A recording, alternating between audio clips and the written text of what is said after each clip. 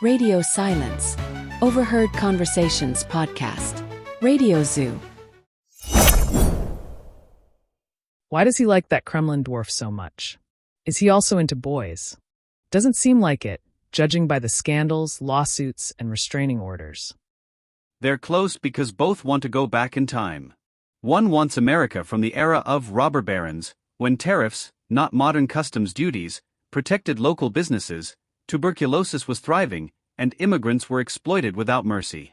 The other dreams of an empire with ballroom dances, wigs, golden brocade, and chandeliers with candles but no plumbing or sewage systems.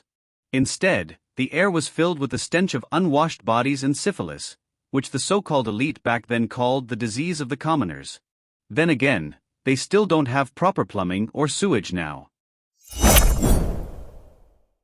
Someone needs to explain to them that going back to the past is impossible.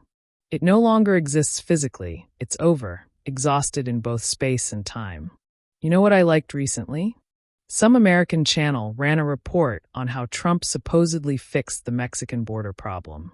Apparently, before there were up to 42 caravans crossing, unclear whether that was per day, per hour, or maybe even per second.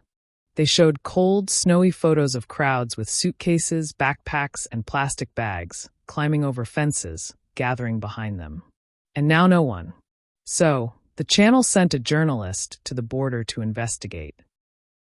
And what happened?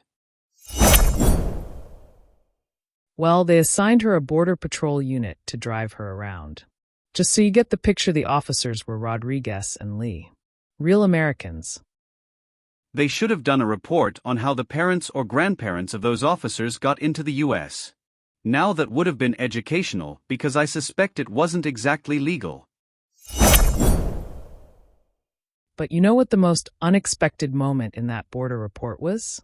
When the journalist asked the officers, "So, how are things here now?" A standard question, expecting a standard answer, either "everything's fine" or "much better than before Trump," since that's the trendy response these days. But Officer Rodriguez just pointed to his radio and said, "Radio silence." And it wasn't clear, had he turned it off himself? Had everyone on the border agreed to stay silent while journalists were around? Was he ordering the journalists to maintain radio silence? Or had he been ordered not to use the radio in front of them? Or maybe he simply hadn't realized that human traffickers and the migrants themselves mostly use encrypted messaging apps, now end-to-end encrypted, so no one can intercept their communications.